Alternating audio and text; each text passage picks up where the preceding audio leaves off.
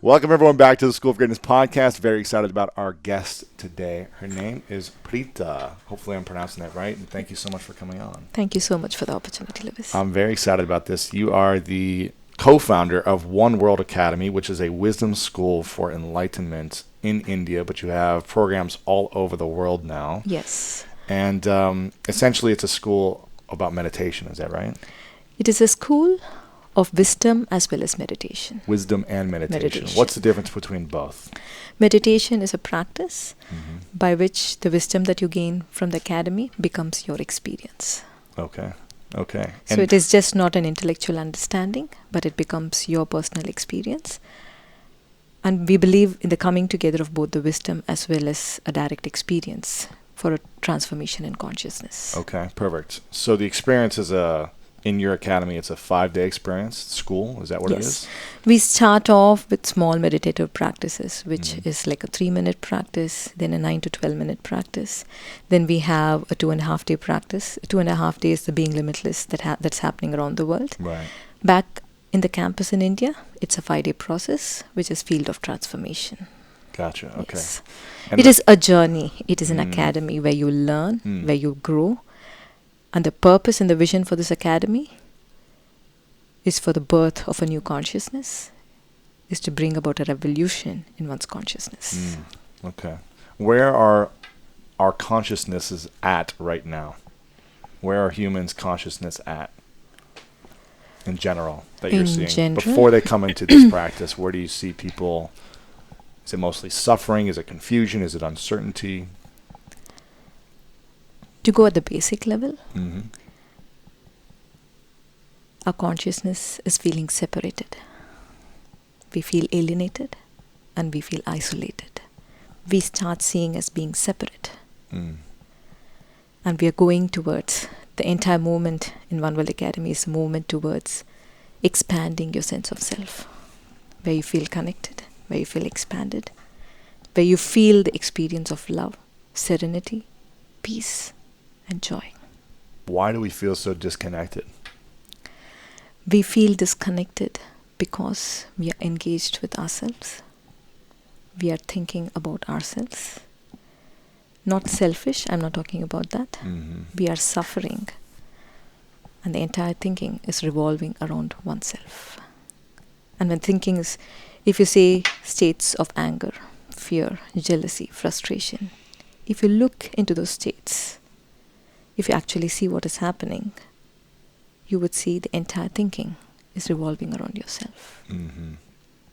Why did this happen to me? Right. Why did he do this way? I probably deserve something more. But the entire thinking revolving around oneself. And as we suffer more, as we stay in these limited states more, you're alienating oneself. More. Wow. But when we say we are in a state of love, when we are in a state of joy, if you see and observe how you feel, the thinking is not revolving around yourself. We're not talking about pleasure, but we're talking about a state of love, a state of joy, a state of connection. It doesn't alienate you, right? Yeah. It expands. And you bring together so many people in your lives. So true. And that experience is so very beautiful, is so very nurturing and enriching. Wow. Okay. It seems so simple when you say it like that. Where does suffering... We have a path. We have a part? We have a path to move from this state. A path, yeah. A path to move from the limited state, from feeling alienated, to move into this beautiful state of feeling connected. How easy say we're in the connected state, how easy is it for us to go back to the disconnected state? After coming to the program or before coming to the program? Both. We have a set of teaching. We have a set of insights. So after coming to the program, when people do get back to the states of disconnection, we teach them how to bring the awareness into themselves, where they can move away from that state to a beautiful state. We have tools, we have techniques, we have practices, whereby they move into those beautiful states. But even with the tools that we learn, we could still easily go back to you go a negative back, place you or go back, disconnected. but then you know you're there. Yes, you're aware of it. Yes. For most part of our lives, we really don't know that we're there. We're not aware of it. We are not aware of it. We don't know that we're actually separating. We don't know that we're isolating ourselves. We don't know that we're actually in a state of stress or in a state of mental chatter or frustration or anger. We don't know. Yeah. But we just continue with living our lives because the education that we have had has not given us tools to look inside. Is the education in India different than the education? No, it is just the same. Really? Probably more competitive there because of the population. Really? Yes. So they don't learn these tools that you have growing up? No. Okay. But you're trying to bring that to the awareness. Yes, we actually we used to work with a lot of children, but we're getting back to work with them. Yeah. Because we feel by learning these tools early in their lives, there's a huge difference in the way they live their lives. I have a 13-year-old daughter. Right. So I can see how much it impacts a child when we don't teach her as lessons, but she knows it's a way of life. Yes, yes. Why is it so important to have a vision individually in order to create a fulfilled life? Why do we need to have a vision? Why do we need to have a vision? Why is it important to have a vision for our lives in order to feel fulfilled or have a meaningful life? Because there's so many people that come to me and say, I don't know what I want. I don't know what my mission is, my vision is. How do I find it? And they're feeling uncertain and frustrated without a vision. So do you feel like it's important to have a vision? Or? Yes. So let me explain to you. We all have a vision. I assume that we have a vision moving towards greater success, a vision moving towards contributing more, or vision moving towards having a more beautiful relationships. Yes, we all have a vision moving forward in the external life. And few people are not able to find that also. Yeah. That is sad. One World Academy focuses on a spiritual vision. Yeah. We focus on a spiritual vision of having a vision for your internal state. Because we are not taught to move away from our limiting suffering states. We're not taught to what? To move away from away from. Yeah. Gotcha. We don't have a path, nor are we taught that you don't need to live like this. Yeah. You stay in frustration, continue to achieve success. You stay in stress, you want to stay in stress and anxiety, wanting to create more wealth. Right. But how many of us actually know we need to live our life from a place of joy? And still, you can be so much more powerful in achieving success, in creating wealth, in contributing to your family, to your society, to your organization. The focus of One World Academy is to bring about a strong vision. You hold a strong vision for living in a beautiful state. A state where you can move away from this place of suffering to no suffering. From feeling disconnected to feeling connected. Yeah. From feeling separated to feeling one. What inspired you guys to create this academy in the first place, and how long has it been around? Yes. To talk about myself, so we're two individuals who have come together to build this academy. To talk about myself first. Yeah, I can do that. My glimpse of awakening started when I was 9 years. I always could feel another's pain and feel another's joy. I always felt connected. But at 9, I saw that the world that I was living in was not feeling the same as what I was feeling. It was just a glimpse. I was too young. At around the age of 17, I started to practice meditation. But it's nothing deep. I've always focused on the mosquito that is hovering or the something silly. The focus was not centered around myself. But down the line, I started having these experiences and expanded states in consciousness. To just name a few, a state where there were no mind commentaries. No mind commentaries. No chatter in the mind. No chatter in the mind. Negative, positive. Just still. No chatter. No chatter in the minds. For few. It is not a state that lasted for days together. I have had those glimpses. Wow. A state where there was no separate self. like I did not feel separate from you. I did not feel separate from the other. Really? So there was just... What does that feel like? Just the experience, a state of bliss. It just came and went. It is not... For a moment. Minutes. For a few minutes. Gotcha. Yes. Okay. And then a state where the mind was not separating as boundaries between past, present and future, where life was just a flow for a few moments. But these states have left a lasting impression. Right.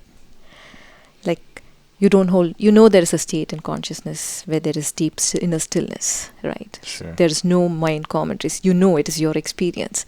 So when my mind moves into judgment, it is easy to move out of it. Right.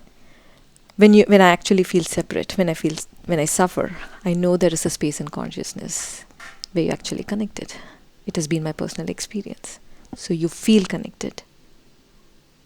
So it's easy to move out of the space of suffering. And you're actually, when you say life is a flow, you're not stuck. You're not stuck between the past, the present and the future. Yeah. You know life is a flow. It is going to flow.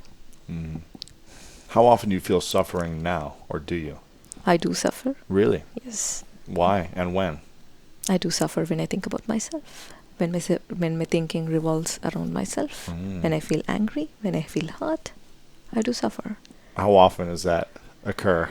It probably occurs, but how easy it is for me to get out of the space. To shift. Yes. The shift, the movement away from suffering to no suffering is very quick. So it's not days or weeks anymore, like... Just few moments. And then you move on.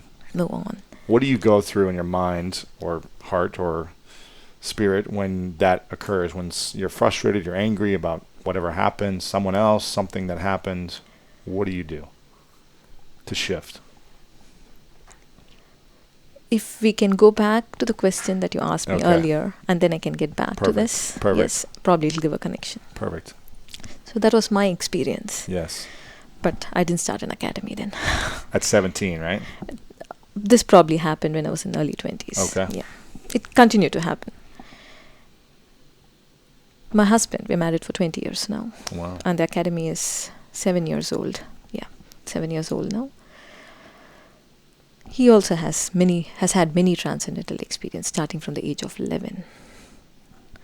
He's had many experiences. But then, the urge to start an academy happened when we had an accident in the Big Bear Lake in California. Really? I'm going there this weekend.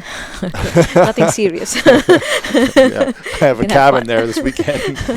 You can have fun. Okay, good. I'm like, maybe I should cancel the trip. No, it was just a bad day. Okay. So we had an accident. It was me, my husband, and my daughter.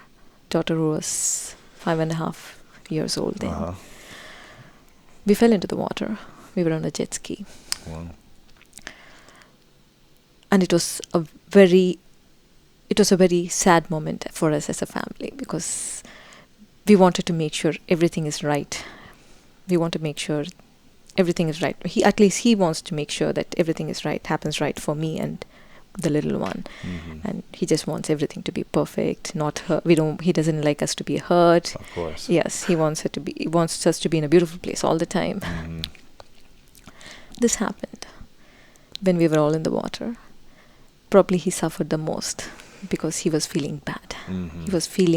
He was in a very bad space. Yeah. In those moments in water,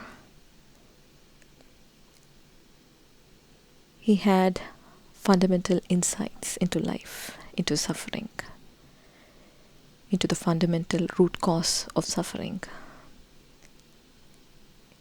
It came as an insight that dawned on him because he was trying to grapple to every idea. He was trying to think about why did it happen? Why did God make this happen to me? How did it happen to me? And he had a fundamental insight into all of human suffering. And he saw that every idea that he was trying to take refuge, whether it is a concept or an idea or a metaphysical idea or a religious idea or a spiritual idea, everything was just an escape from suffering. And in order to actually be free from suffering, he had to see his truth. He had to see the entire journey of his thinking. And from that space of seeing the truth, he had a magnificent expansion in consciousness. Wow. He discovered that the root cause of all human suffering is self-centric thinking. Self-centered thinking. Where thinking is revolving around oneself. When you're in this place of anger, when you're in a place of frustration, when you're in a place of hate or anxiety or stress, the entire thinking goes revolving around oneself. He had this insight while he was in the waters at the Big Bear Lake. But that experience became the foundation for One World Academy. Wow. A foundation of One World Academy which has the wisdom to pierce through suffering, and also has a practice and process to move people away from that suffering. It is not something that is going to last for a few minutes and go away, but it's going to last for probably a few minutes, the experience, but it will leave a lasting impact on the way you think, the way you experience, the way you live. Right. So that became the foundation for One World Academy. Gotcha. And now getting back to the question that you asked me. What is the question? How do you move through suffering, I believe, was the question. When a moment of anger, frustration. So we have the tools, we have the path to move out of suffering. So we speak a lot in the 2.5-day program, but we make them experience it as well. So it is just not an intellectual understanding. Sure. For most part of our lives, we really don't know that we're suffering. We don't know that we are in this limiting states of anger, of fear, of frustration, of stress, of anxiety. Yes? Yes. We feel in that space, life feels so difficult. Yes. In that space, life feels so painful, so heavy.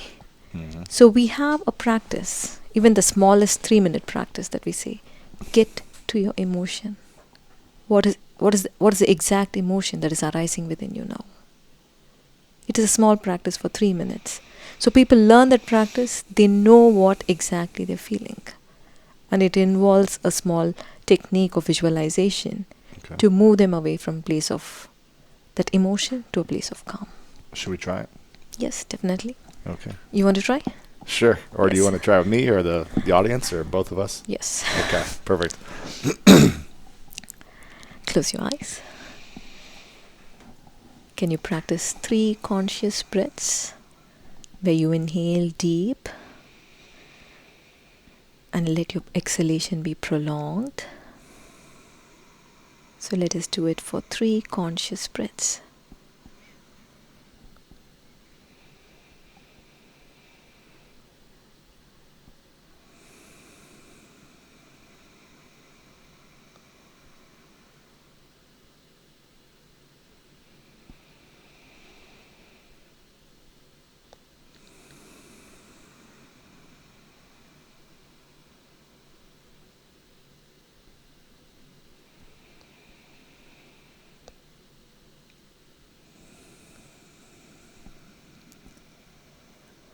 What is the exact emotion that is arising within you right now?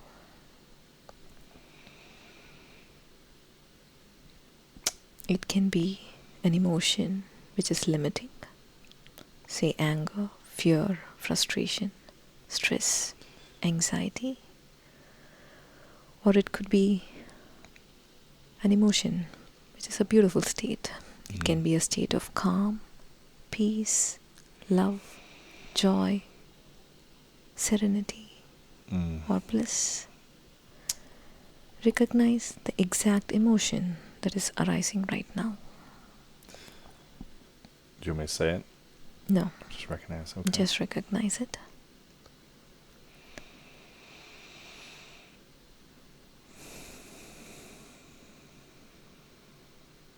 As you recognize this emotion, observe your mindset. Where is your thinking revolving around? Is it moving into the past or moving into the future? Or Is it moving in the present? Are you just in the present? Observe your thinking. If you're obsessing about your past, or obsessing about your future, or are you in the present?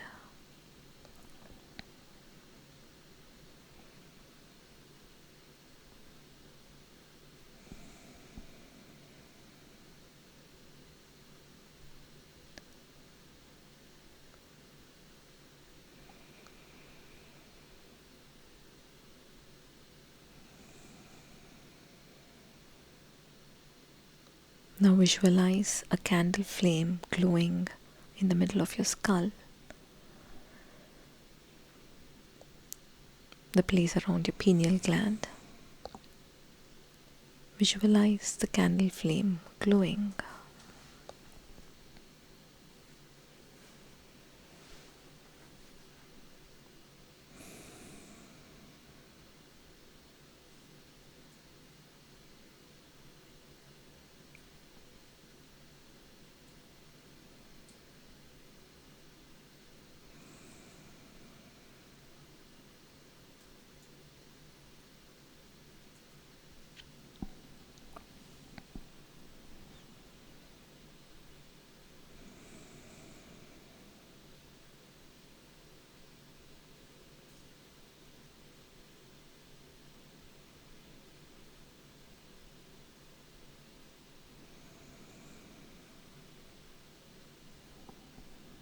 Whenever you're ready, you may open your eyes.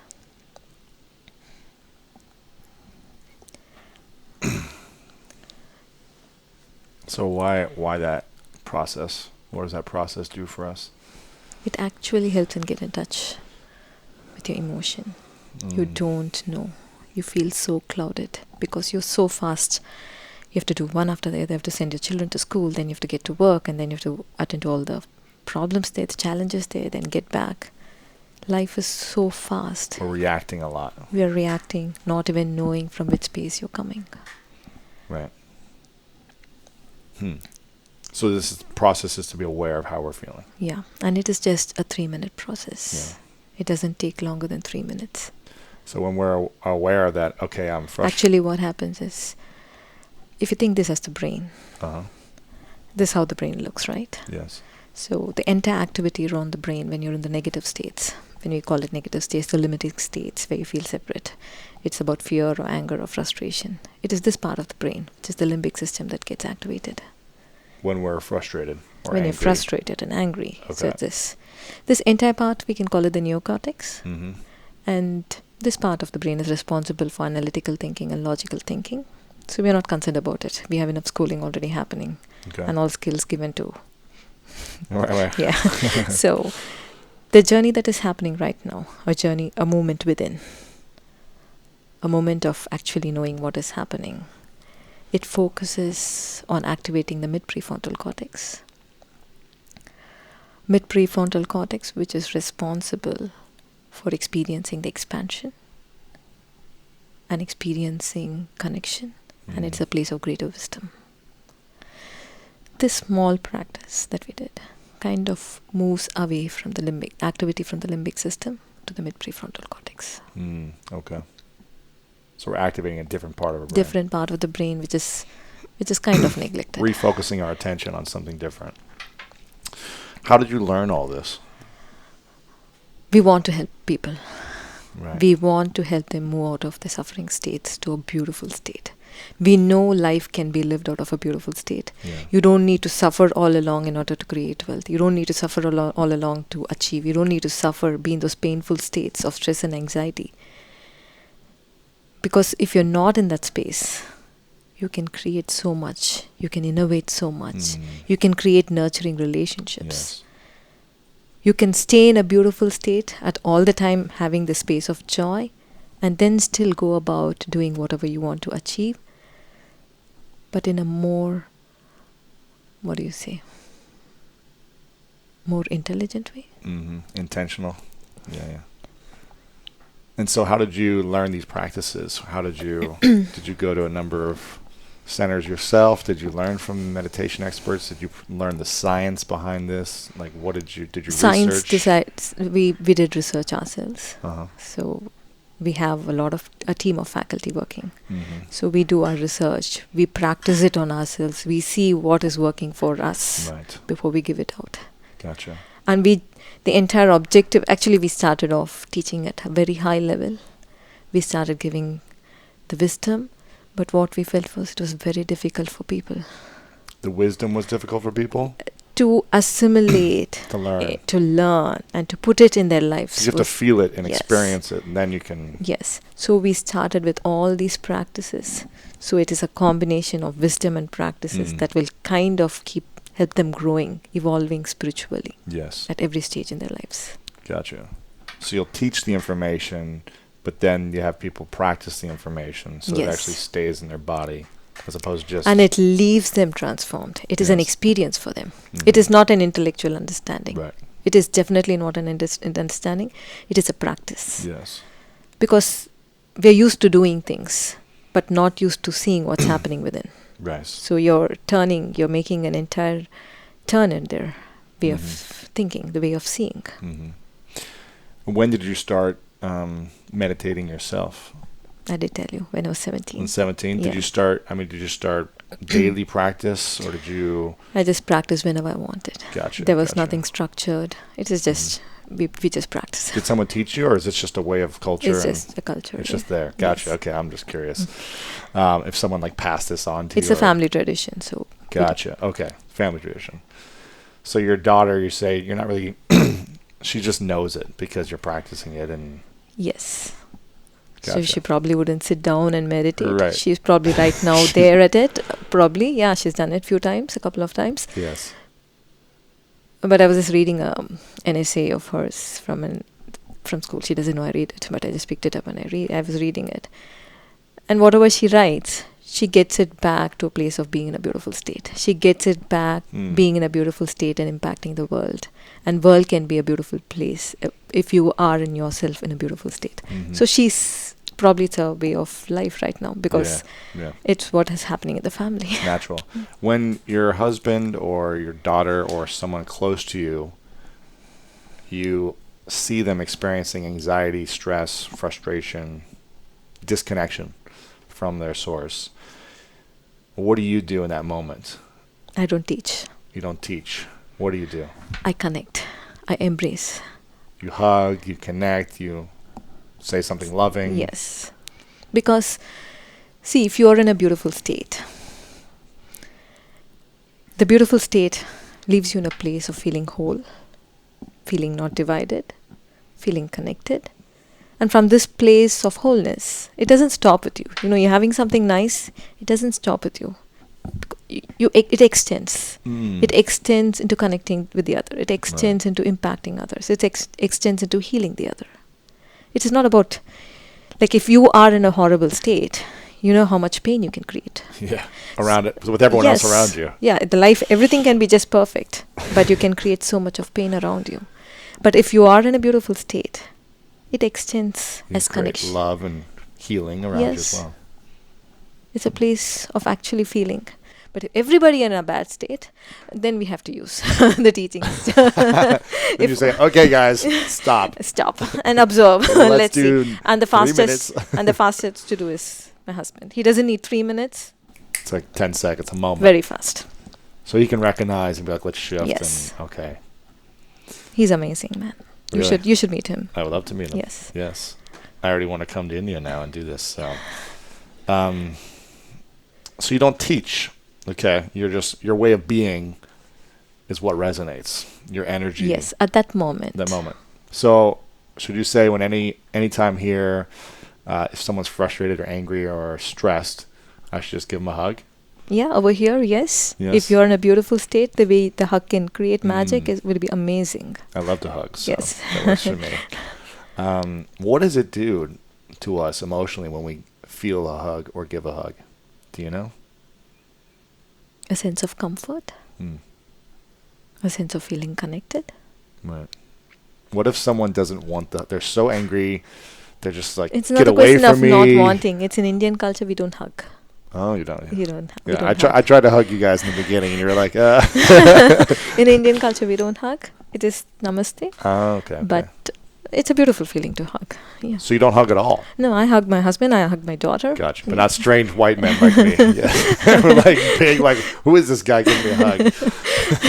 I apologize. No, it's perfect. It's not. We understand the culture. Gotcha. Yes.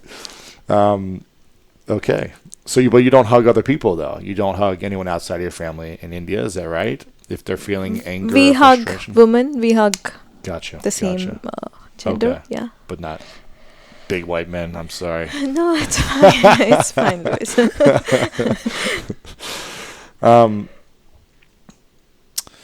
What's the biggest misconception you see that people have around meditation and this practice? They say, I think they feel it is only for a few. Mm-hmm.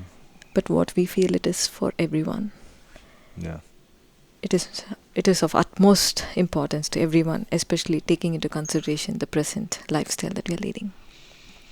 The busy, stressful. The stressful levels. Non-stop. It's unbelievable stress levels out there. Yeah. Everywhere. Everywhere. Every country, everywhere. Every city. country. Every place. Every individual. Every age. Why? Why do we have so much stress today? Because we have not brought attention to ourselves. We are just building over stress. We don't know that there is another way of living. We don't know that it is possible to achieve even if you're not in that space. So many people think only if you're stressed, you're going to achieve. Only if you're in fear, you're going to move forward. But not many people know that you can be in a beautiful state of calm, but still achieve. It is a state of calm courage through which you can move through life and still achieve. Why do people feel they need to achieve in order to, when they achieve, generate wealth, have whatever, then they'll be peaceful, then they'll be calm, then they'll be happy? That's wrong understanding. That's the way the civilization is structured. Mm-hmm. But we're pushing ourselves too far. Because it's coming at a cost of health. It is coming at a cost of a relationship. It is coming at a cost of our own success. Yeah. Our own achievements. You can live in a beautiful state, but yet be so much more successful. You don't need a negative state to kind of propel you. Yeah. Because we are stuck with ideals, you know.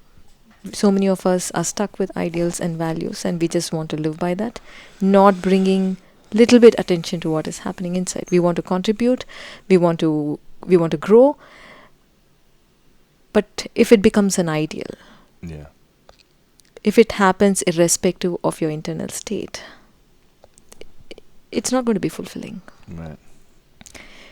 In this state of joy, in this state of connection, to live is joyful. To live in a beautiful state is joyful. Yeah. To give is joyful. To receive is joyful. To achieve is joyful. To relate is joyful. You can do this from this place. You don't need to be in that space of agitation, anxiety, hurting yourself. You can still move ahead in this place. How does someone let go of guilt or shame if they become aware that, wow, I've been living this way my entire life. I've been angry towards people. I've been nasty. No, for people who come to a program, it is shocking how much of their life that they wasted. You're right. So how do they let go? They probably have wasted decades. Right. Just living from one place or just living from one experience. Yeah. And then have values or ideals or whatever you want. And living from that space, hurting themselves constantly. Mm-hmm. How do they move out of it? We have a huge reservoir of practices and processes and wisdom. With all that, they get out of it. They cut through suffering. Wow. Because I can imagine the amount of, you think, oh, for 40 years I've been living this way, acting this way towards people. How do I let go of the shame and the guilt that I feel now? Must be challenging for some. Oh, it is challenging, but They do. They do get out of it. Gotcha. It is shocking for them when they get out. Right. And it feels like so many years of wasted life. Right. It feels just that one incident has taken control of my life. Mm-hmm. And nothing else had I actually was not present to situations. I was actually not feeling alive to situations. I'm not feel connected to anybody because of that one particular incident, and I've held on to it. Right. And that has been ruling all my life. It comes as a big shock. And they feel so much of freedom when they actually get to the other side. Yeah. It feels so much of liberation and freedom. Right. That's cool. How many people go to your center every single year? How many go through the 5-day experience in India? In India, around this year, probably 400. 400. Is it every month? Every month we have programs. Every other month we have programs, or depending upon the month, few are peak and few are. Gotcha. Yeah. And who are some of the notable people that have gone through that you're allowed to talk about? You know, Tony Robbins talks about it. He's probably gone there, I think, a couple times, maybe at least once. And he's come there once. Yes, he's been there once. Why did he go when he, does a lot of these things himself already? Why did he feel the need to go, and who else goes? Tony Robbins loves to learn. Yes. He loves to learn and he loves to share. Yes. So he wanted to learn something. So he did come to us. And it has been a very liberative experience for him. For him and his wife, Sage. Yeah. They practice to get back to a beautiful state. They now know how important it is to live a life with a spiritual vision. And how it is important to act from this place of a beautiful state, and which One World Academy says is the right action for life.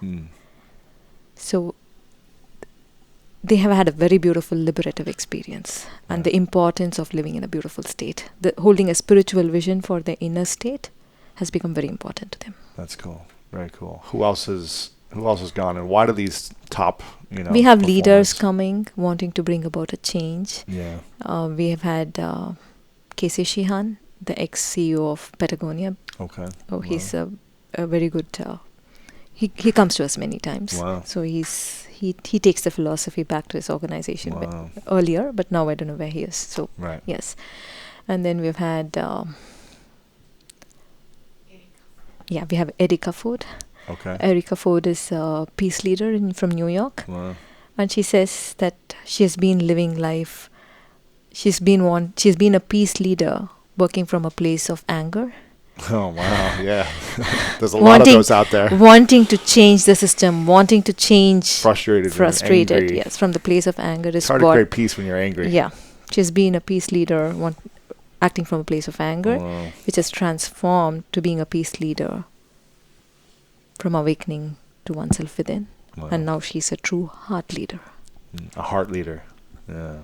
I like that. She has had a tremendous influence on her society. She works to create peace in a place which is very difficult.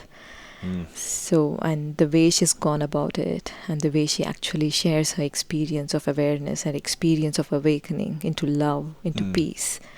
And she has impacted her entire team.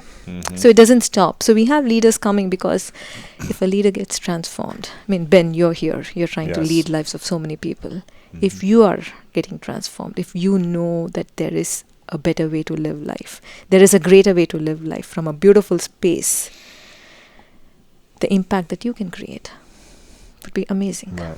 Yeah. So Erika Ford is an amazing peace leader. Now she calls herself a heart leader. I like that. Yes. Heart leader. Heart leader who's impacting people. That's cool. And then we have many business people coming to us. Heads of corporates. And Mike Novogratz. Okay. I don't know if you're aware. He was in Fortress Management. Fortress Fund, yes. Okay, cool. So he's moved out of Fortress though now, but he keeps coming to us. I mean, there are centers like this all over India, I'm assuming, all over the world.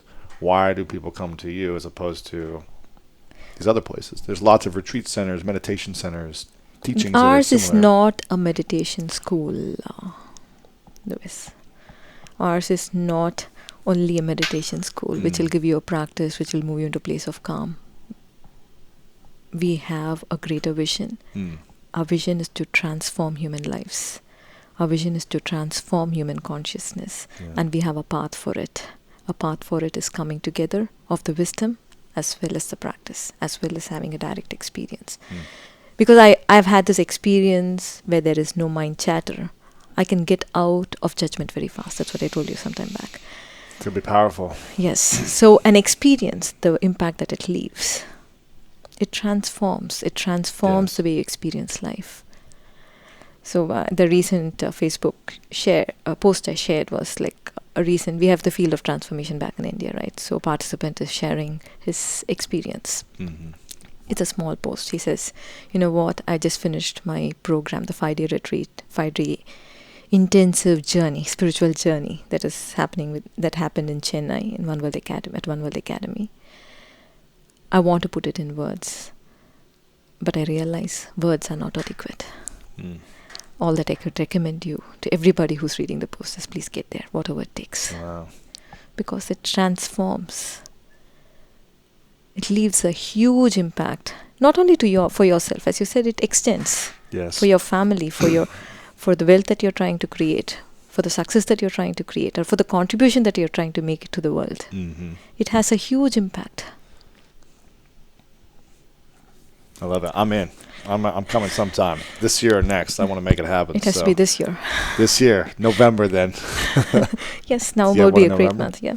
Okay. We have 3 in November actually. Really? Tony Robbins is coming with his Plaid group. Oh, wow. So he's making a platinum trip to India with his platinum partners. Perfect. And he's bringing the group. Okay. Well, maybe I'll come then or around then. So awesome. I'm excited. Couple final questions for you. What are you most grateful for in your life recently?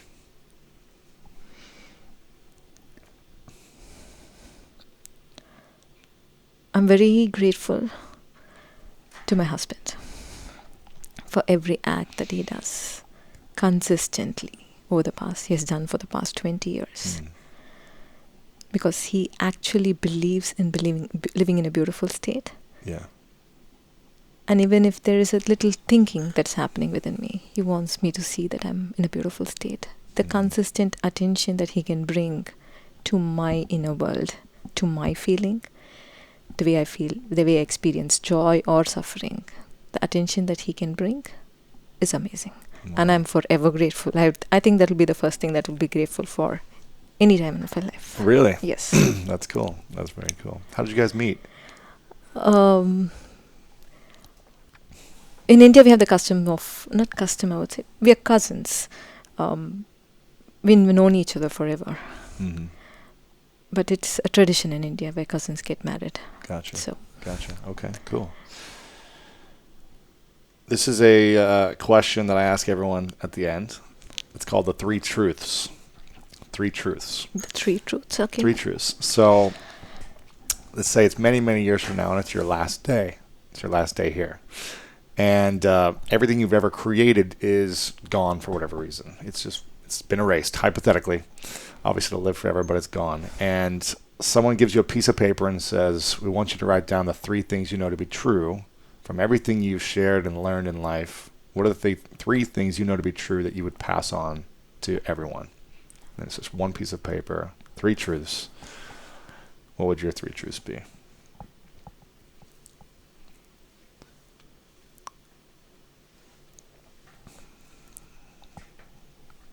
Life is very short. We can live it from a beautiful place. We can connect to others to impact lives.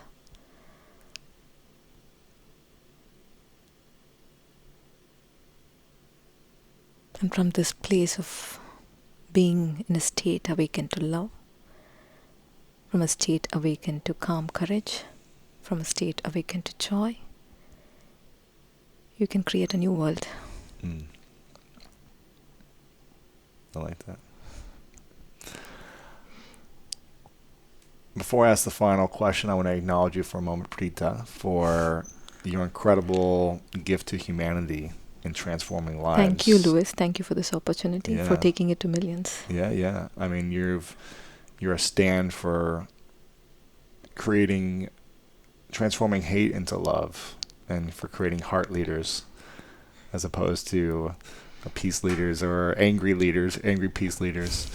And you're transforming relationships in the process with people's selves, but then with their families and their communities and everyone else.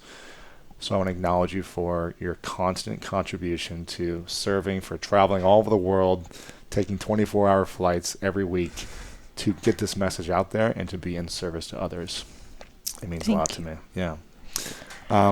Where can people find out about this? Is it oneworldacademy.com? Yes, you're right. And they can come to a workshop in India, or there's different centers and workshops around the world. Around the world. So you can go to a 2-day workshop in a state or city near you. I don't know when this podcast is going to be alive. We have something happening on October 7th, 8th, and 9th in Los Angeles. Perfect. There you go. So anyone in Los Angeles, come.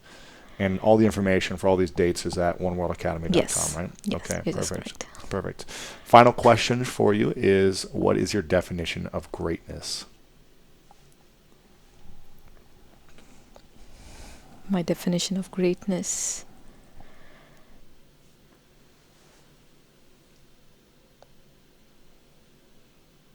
It is to be in a place where you can connect and love.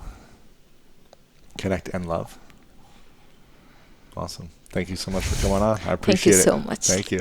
Hey guys, Lewis Howes here, and thanks so much for checking out this video and this interview. I hope you loved it. If you did, make sure to leave a comment below and share this with your friends. Also, I've got a huge announcement. The Summit of Greatness is coming very soon. If you love the School of Greatness podcast, if you love these interviews and you want more, you want to connect with some of these speakers in person, you want to connect with me and other people just like you who watch and listen to these interviews, then make sure to sign up for the Summit of Greatness. Go to summitofgreatness.com to learn more. You can check out more about the video that we have that we created for the summit. There's a link in the description below as well. It's summitofgreatness.com. Check it out right now. I hope to see you there. And again, thanks so much for watching this video.